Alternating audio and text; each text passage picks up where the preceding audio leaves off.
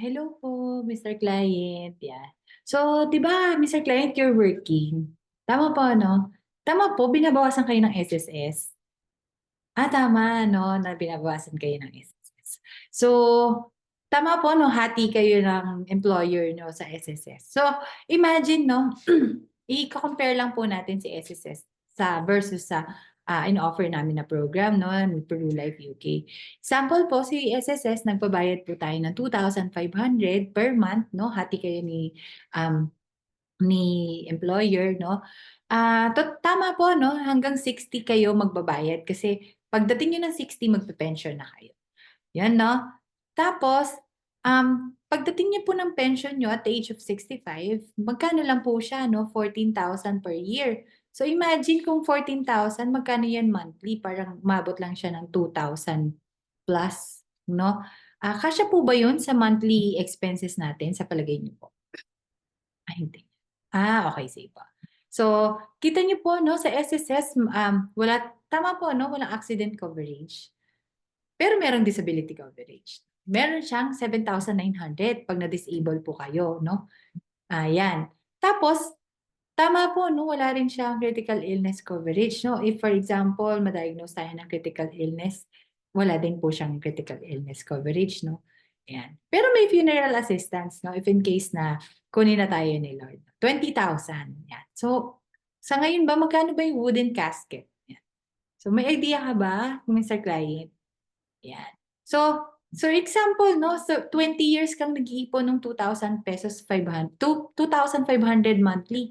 Tapos in 20 years ang naipon mo kay SSS 600,000, no? Pero sige, sabihin natin kay Peru mo ginawa yung pag-iipon hanggang at the age of 60 kasi tama no mag-retire tayo ng 60. So 100 pesos per day, 3,000 monthly, no? Hanggang 60 ka din mag-iipon. Yan, kasi pagdating mo ng 60 or 65, retired ka na.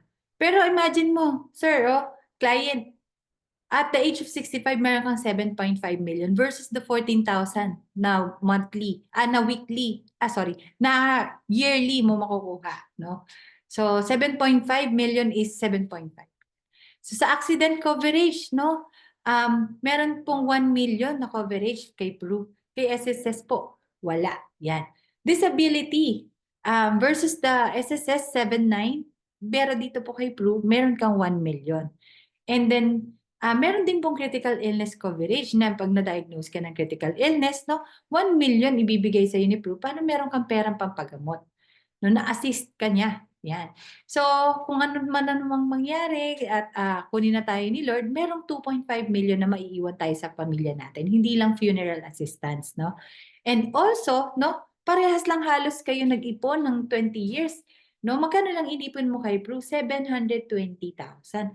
Pero yung retirement fund mo by that time 7.5 million, and ano't anong mangyari, no? You have coverage from SAD, no? Ano ba yung SAD? Sickness, accident, disability, and death. Yan. Sa palagay mo, Mr. Client, saan mas maganda save? Kay SSS o kay Prue? Pero kasi mandated kasi si SSS, no? So maganda if kaya pa natin, no, na meron tayong employer na humahati sa atin sa pagbabayad, yung kalahati nun, ilagay natin kay Prue.